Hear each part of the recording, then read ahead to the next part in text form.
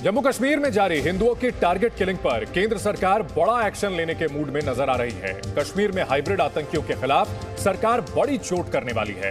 पिछले कुछ दिनों से जिस तरह से हमले किए गए उसने सुरक्षा एजेंसियों को भी बेचैन कर दिया है। कश्मीर के आईजी ने जी न्यूज से बताया कि जिस तरह से AK-47 वाले आतंकी घाटी छोड़कर भाग गए, उसी तरह अब पिस्टल वाले भी भागने वाले हैं।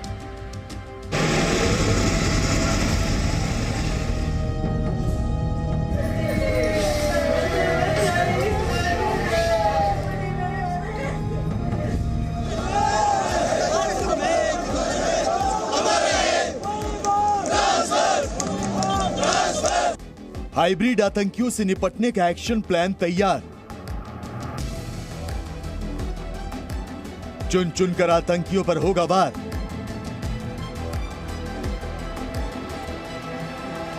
आतंक पर बड़ी चोट करेगी मोदी सरकार।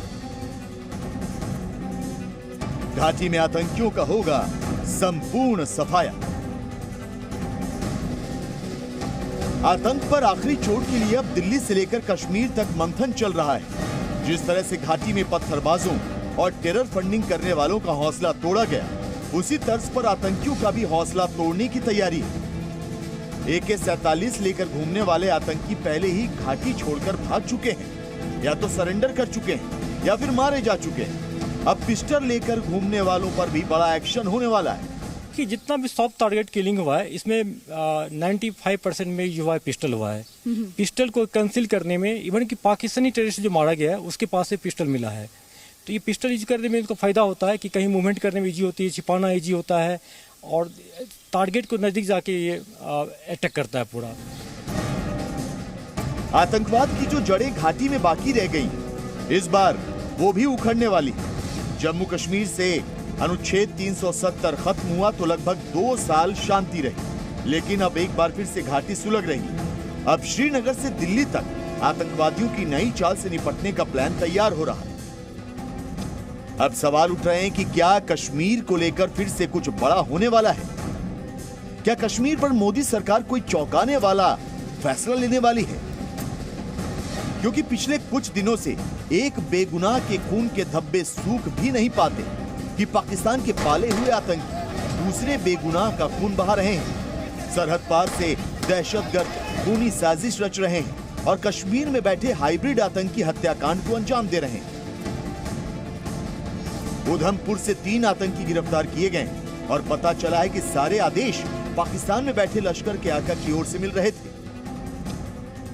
मोहम्मद रमजान, जो कि नील का रहने वाला है, नील बनिहाल का रहने वाला है, उसको गिरफ्तार किया। इसकी गिरफ्तारी से ये पता चला कि ये लगातार पाकिस्तान में खुबैब नाम के लश्कर के आतंकवादी के साथ टच में था। आतंकियों की पूरी कोशिश है कि बदलते कश्मीर के माहौल में डर का जहर घोला जाए। सुरक्षा बलों के ऑपरेशन से बौखलाए आतंकी अब टारगेट किलिंग को अंजाम दे रहे हैं। जांच एजेंसियां बैंक मैनेजर विजय कुमार और टीचर रजनी बाला के हमलावरों की तलाश कर रही है और इधर शोपियां में आतंकी प्रवासी मजदूरों पर ग्रेनेड फेंककर फरार हो गए। इस हमले में 2 मजदूर बुरी तरह घायल हो गए। कश्मीर में आतंकियों ने कश्मीरी पंडितों को टारगेट करने और उनमें खौफ पैदा करने के लिए नया तरीका अपनाया है, लेकिन आतंक के इस हाइब्रिड मॉडल का भी अंत होने वाला है। ये पार्ट टाइम टूरिस्ट है, कोई स्टूडेंट है, कोई दुकान चलाता है, कोई गाड़ी टैक्सी के ड्राइवर होता है पूरा। तो ये लोग एक्शन करके ऑनलाइन इसको इंस्ट्रक्शन मिलता है और किसी को फिर पिस्टल दिया जाता है किसी टारगेट को किलिंग करने के बाद, ये फिर नॉर्मल आम लोगों की तरह रहता है। इसको हम लोग अरेस्ट भी कर रहे हैं, इनकाउंटर में न्यूट्रलाइज भी कर रहे हैं और 30% ऐसे टेररिस्ट है जो विद इन मंथ मारा गया है। तो हम लोग को सक्सेस भी मिल रहा है। कश्मीर में टारगेट किलिंग पर गैर कश्मीरियों में खौफ मचा है। कश्मीर से पलायन तेजी से शुरू हो गया। एक बार फिर से बहस हो रही कि क्या कश्मीर से गैर कश्मीरियों को बाहर होना पड़ेगा? क्या कश्मीर में आतंक की जड़ें फिर से मजबूत होती जाएंगी?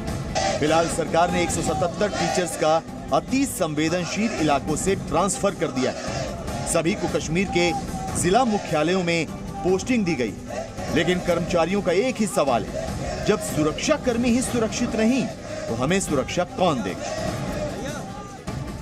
कश्मीर में आतंकी वारदातों का ट्रेंड अब बदल गया। ऑपरेशन ऑल आउट से घबराए और बौखलाए आतंकियों ने नया प्लान तैयार किया था, लेकिन अब सुरक्षा बल इस प्लान पर भी फाइनल वार करने की तैयारी में। Bureau report, Zee media. Presenting B News app, available on Google Play and App Store. Download it now.